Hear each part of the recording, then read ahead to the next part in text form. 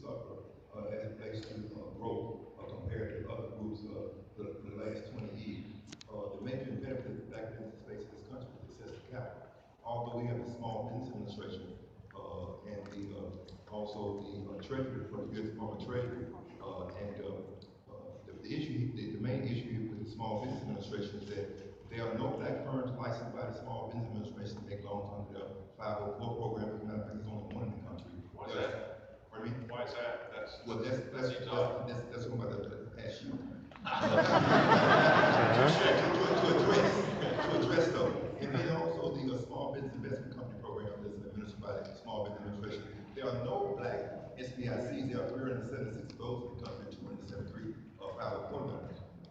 And so naturally, in order for us to strengthen the black business sector, in order for the business to have access to capital to create unemployment, and naturally our unemployment rate has been double. This has been double for the last, about 15 years. What is your strategy to help do more for the black business sector in regards to not only access to capital, but also contract opportunities to the federal government? So I can only tell you what I did as governor. I actually eliminated, as it relates to contracting, I eliminated set-asides and preferential pricing for minority-owned businesses, women-owned businesses, small businesses, that certified businesses. The way the system worked, it may be this way too. Here, I don't know, but we would have this. We had 18 people. I got elected. 18 people that were involved in the business of certifying minority businesses, MBEs.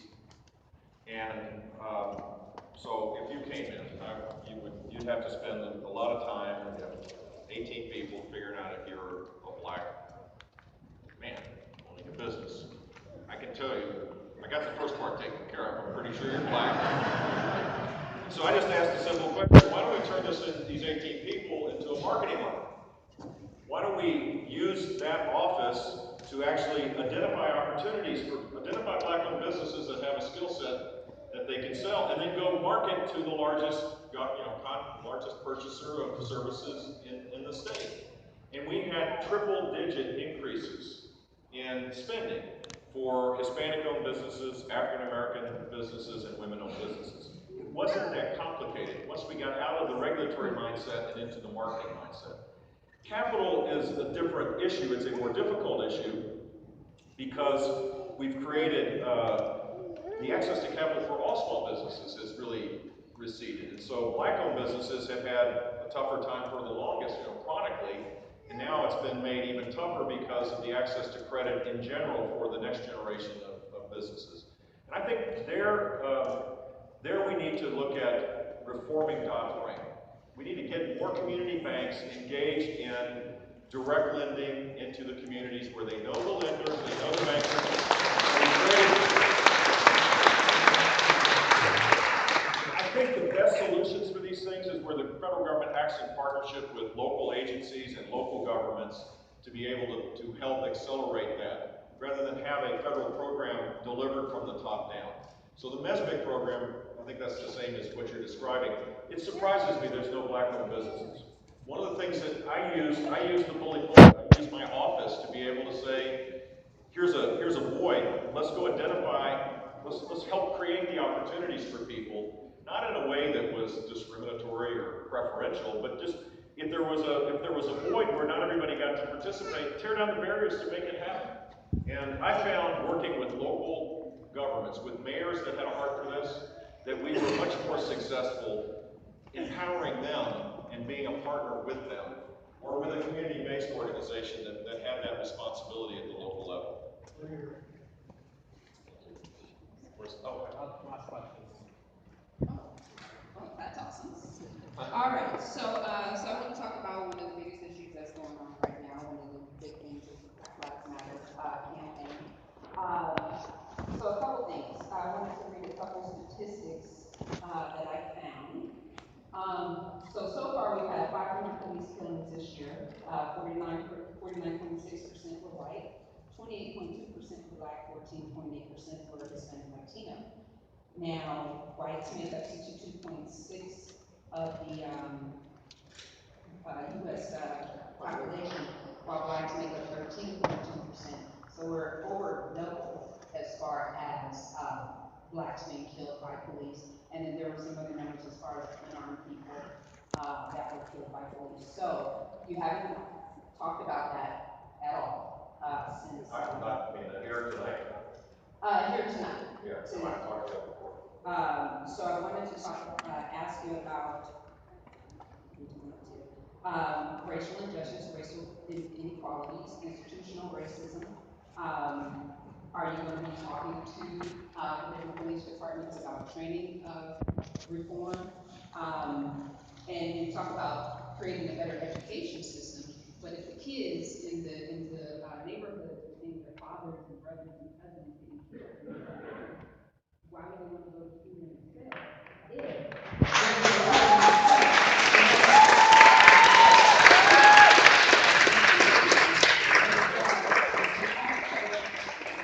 in the prison pipeline, are you going to address that? And then for profit prisons, once again, disproportionately Black and Latino numbers make up those numbers. So, what are you going to do? So, look, we have serious problems, and these problems have gotten worse in the last few years.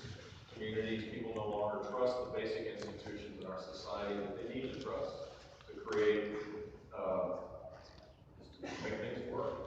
And so, in the places where this breaks out, first of all, I think, first and foremost, all leaders, whether they're presidents running for president, city council members, mayors, governors, everybody needs to be engaged in this to recognize that this is a serious problem. Perceptions become reality. And there is racism in America. No one should deny that. Although there's been significant progress. How do you relate to it, though? How do you relate to it? Sorry, I'll finish. I want to know how you relate to it. You're here in a Black community. Yeah, I relate to it. In a Black community. How do you relate to me as a single mama? My son, who steps out every day, and I don't know if he's going to step back in because of racial tension.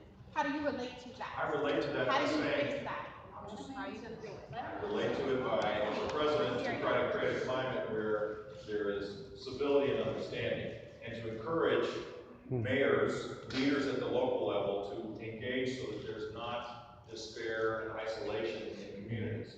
The best way to solve these problems are the way that I believe Charleston solved it, rather than communities where there was denial that there was not a serious problem. And with all due respect, a child that is educated, that believes that their chances of going to college and living a life of purpose and meaning is important, is important. Don't tell me this